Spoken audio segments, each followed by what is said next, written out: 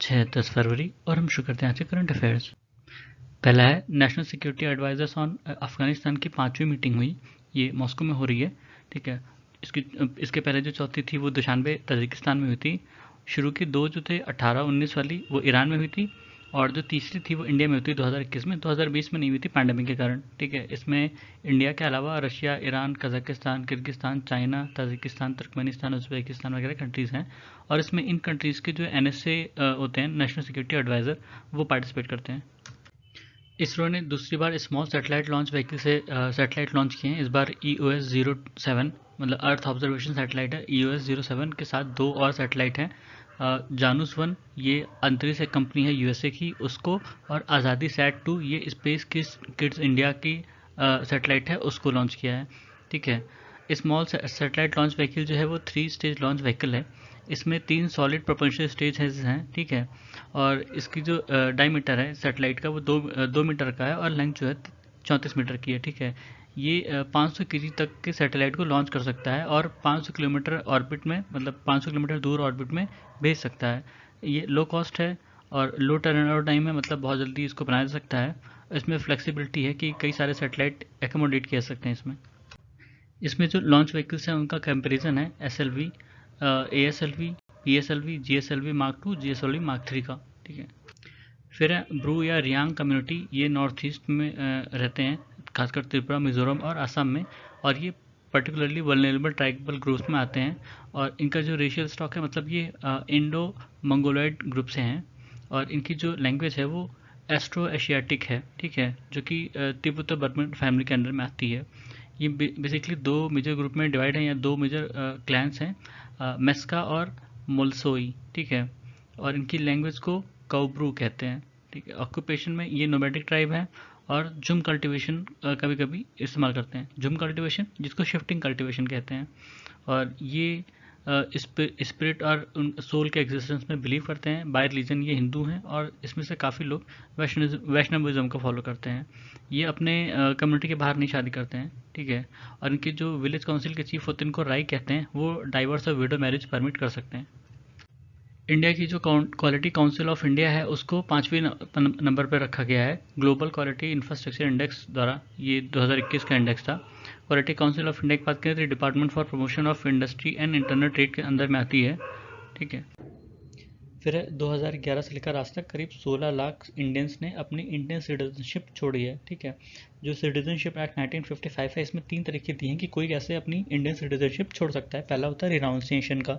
ठीक है, इसमें कोई भी इंडियन सिटीजन जो कि फुल एज का हो, मतलब 18+ हो, वो डिक्लेयर कर सकता है कि वो सिटीजनशिप छोड़ रहा है, इंडियन सिटीजनशिप छोड़ रहा है। ठीक है, और लेकिन अगर कोई इंडिया किसी वॉर में है और तब वो छोड़ रहा है वो सिटीजनशिप बंदा, तो उसमें फिर गवर्नमेंट का डिस्कशन चलेगा। ठीक है, कि गवर्नमेंट चेक करेगी कि क्या कंडीशन वगैरह।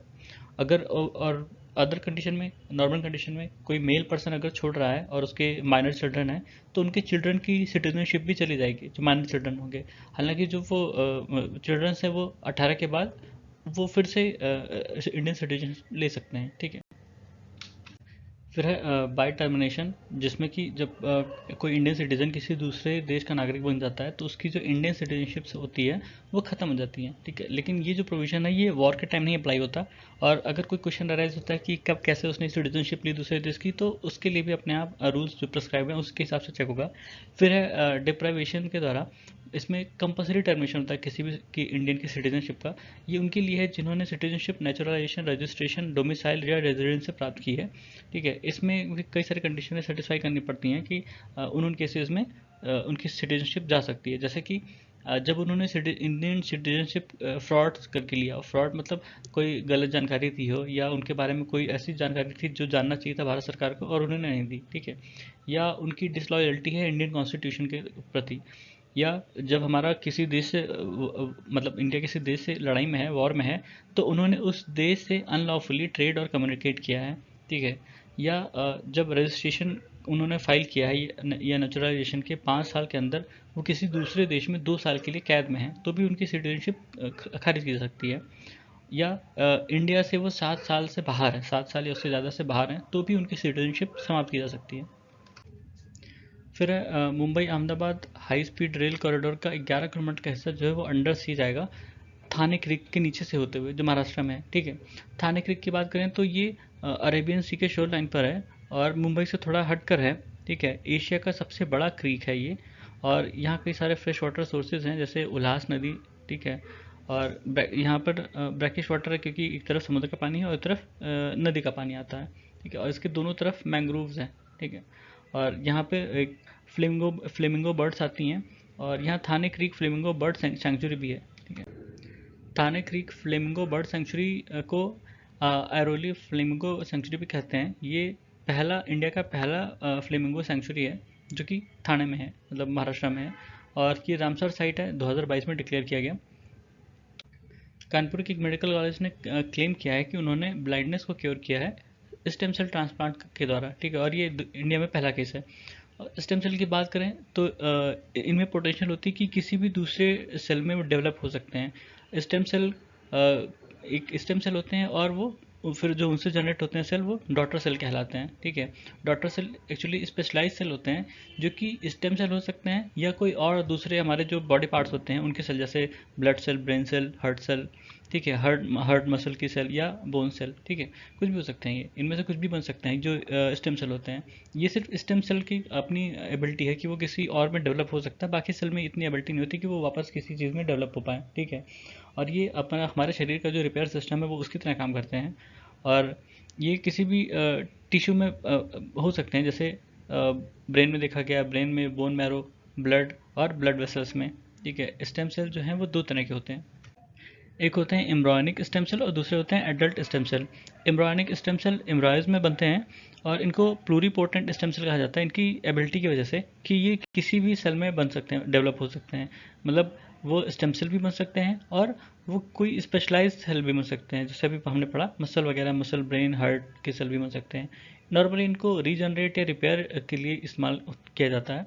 और जो एडल्ट स्टेम सेल होते हैं इनकी जो क्षमता होती है थोड़ी कम होती है, ये हमारे बोन मैरो में या फैट से ही निकलते हैं, ठीक है, जो एडल्ट लोग होते हैं उनमें, ठीक। और इनकी एबिलिटी थोड़ी सी कम होती है। मिनिस्ट्री ऑफ माइंस ने अभी अनाउंस किया है कि इंडिया में, जम्मू कश्मीर में 5.9 मिलियन टन के लिथियम रिजर्व खोजे गए हैं, ठीक है। अगर सही माना जाए तो इंडिया फिर लिथियम रिजर्व में दूसरे नंबर पर आ जाएगा। पहले पे चिली है, दूसरे पे इंडिया, तीसरे पे ऑस्ट्रेलिया, चौथे पे अर्जेंटीना, ठीक है। लिथियम की बात करें तो ये सॉफ्ट सिल्वर वाइट मेटल होता है और अल्कली मेटल ग्रुप का पार्ट है।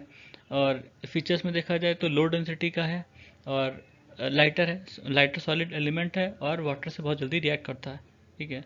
और ये कहाँ कहाँ मिलता है? नॉर्मली नेचुरली पाया जाता है ये, और डिपॉजिट जहाँ पे साल्ट मिनरल्स मिलते हैं वहाँ पर देखने को मिला है। ग्लोबली देखा जाए तो ये अलग अलग कंट्रीज़ को मार्क किया गया है जहाँ जहाँ रिजर्व्स हैं इसके अभी तक।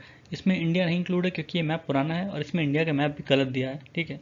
तो उसके लिए क्षमा चाहूँगा, क्योंकि यही मैप अवेलेबल था तो मैंने इसका इस्तेमाल किया।